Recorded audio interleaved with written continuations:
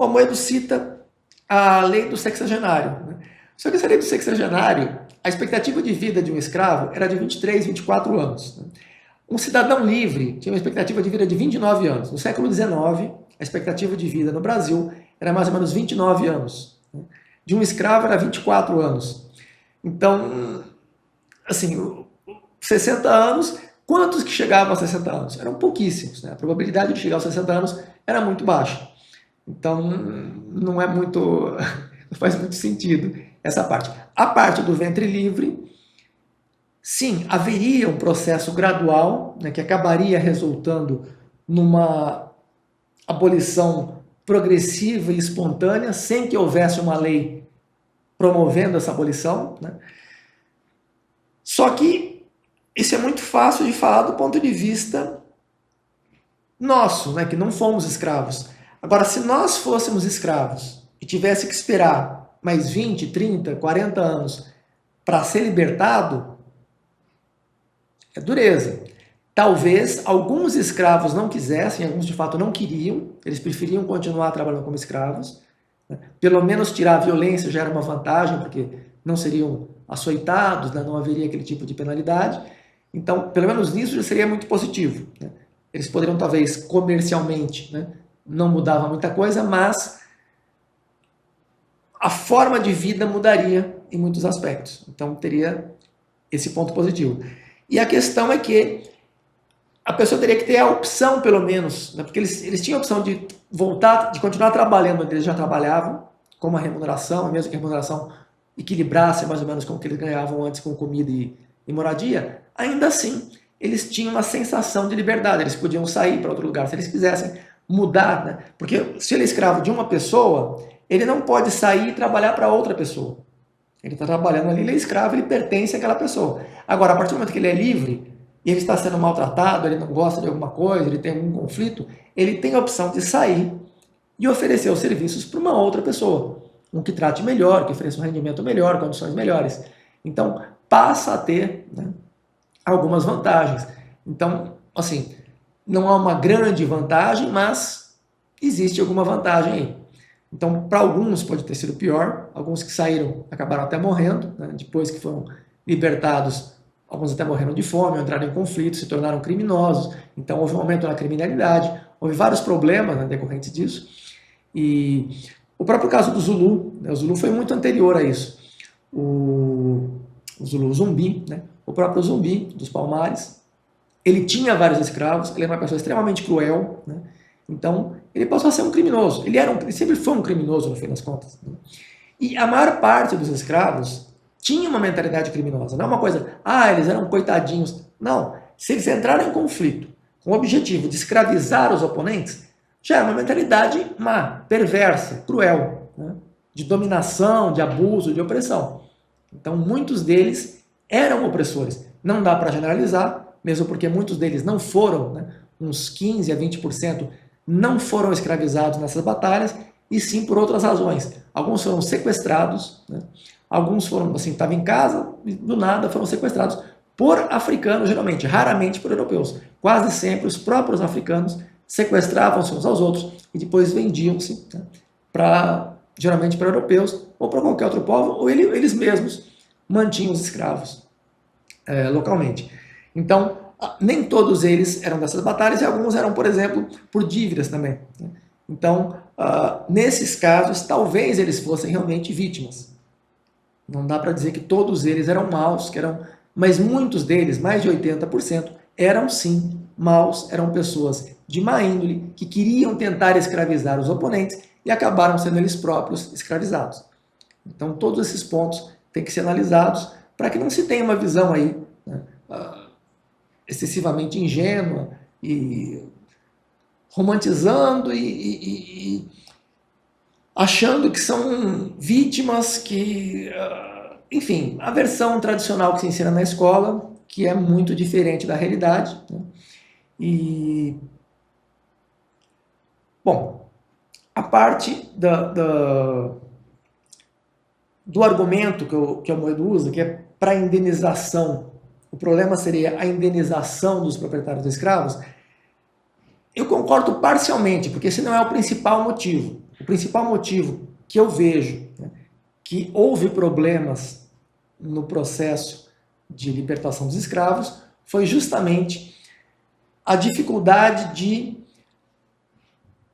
socialização, né, de engajamento dessas pessoas, de que elas passassem a trabalhar de forma digna e com mais segurança, né? Porque da maneira como foi feito, muitos deles acabaram até piorando o padrão. Assim, a maioria acho que melhorou, mas muitos pioraram o padrão de vida e muitos até morreram depois da abolição. Então, tem esses pontos a serem considerados. Mas não acho que seja errado também a questão da indenização dos proprietários de escravos pelos motivos que eu comentei agora há pouco, porque eles compraram esses escravos, eles não sequestraram, eles não roubaram, eles compraram, né, e eles gastaram dinheiro com isso. Ah, mas eles tiveram lucro com essas pessoas trabalhando para eles. Bom, se você compra um carro e você usa o carro para fazer Uber, e você ganha dinheiro com o seu Uber, depois de um certo ponto, você tem que devolver o seu carro, você comprou, você não alugou, você comprou o carro. Depois de um certo tempo, eles vão tomar o seu carro, porque você já ganhou algum dinheiro? Não faz muito sentido, né? Ah, mas você já ganhou o suficiente para comprar 3 carros. Sim, não interessa, você comprou o carro, você não alugou, você comprou, né? Então, eles compraram os escravos, eles não alugaram os escravos. Sem contar que muitos deles morriam em pouco tempo. Então, eles compravam com o risco também de que muitos deles durassem pouco tempo. Em parte porque eles não ofereciam alimentação adequada, condições gerais adequadas, não havia um sistema de saúde adequado, né, que eles não tinham acesso, né, a tratamento de saúde, exceto entre eles próprios, que tratavam com ervas, né, com os recursos que eles tinham nas próprias senzalas, e não com os recursos nem do Estado, nem dos proprietários, que geralmente não se preocupavam muito. Se morresse, eles perdiam, né, eles não davam muito valor como uma vida humana, eles não valorizavam, né, dessa maneira. Então havia um descaso, havia uma posição inadequada dos proprietários de escravos em relação a isso. Poucos deles, né, a maior parte não era, não se preocupava como se fosse um agregado na família, como se fosse uma pessoa, não viam como uma pessoa, né? Eles viam realmente como um espólio de guerra, um bem, um produto, né? E isso foi ao longo da história, não é uma coisa que foi no Brasil, né, no século XV ou XIX, e os brasileiros, não, isso aí ao longo da história foi muito comum. Os povos que conquistavam os outros povos escravizavam ou matavam os povos conquistados, era muito comum isso. E no Brasil também foi assim. O Mendo comenta também que tinha vários escravos brancos, de olhos azuis, e havia vários senhores escravos que eram negros. Realmente havia, mas eram proporções muito pequenas, né? A grande maioria dos escravos era constituída por negros, ou mulatos, ou mamelucos, ou cafusos, né? Mas geralmente negros. E os senhores escravos geralmente eram brancos. Tinham 5 a 10% de senhores escravos que eram negros, realmente, ou mulatos, né? Geralmente, nos casos de mulatos, é porque eles eram descendentes de um proprietário de escravo que teve um filho com uma escrava, ou algo assim. E tinha os casos, tinha também pessoas que vinham, né? Tinham títulos nobiliárquicos, inclusive, que vinham de países africanos para o Brasil e que tinham seus escravos aqui no Brasil. Então, tinham 5 a 10% mais ou menos de senhores de escravos que eram negros. E tinha menos de 1% de escravos brancos. Então, tanto os senhores de escravos brancos quanto os negros geralmente tinham escravos negros. Eram raros os escravos brancos, muito raros. Menos de 1%. Né? O Almeida cita as escravas polonesas, né? Tinha as húngaras, principalmente as polonesas, as polacas, né? Eles falavam polacas. E houve de fato, né? Mas era uma porcentagem relativamente baixa, não era comum, né, essa prática.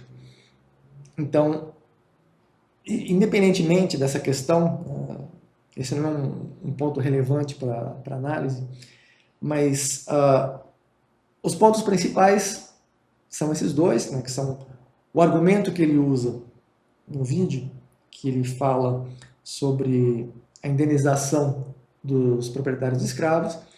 Eu concordo parcialmente, eu acho que eles deveriam também ser indenizados, mas principalmente os próprios escravos deveriam ser indenizados.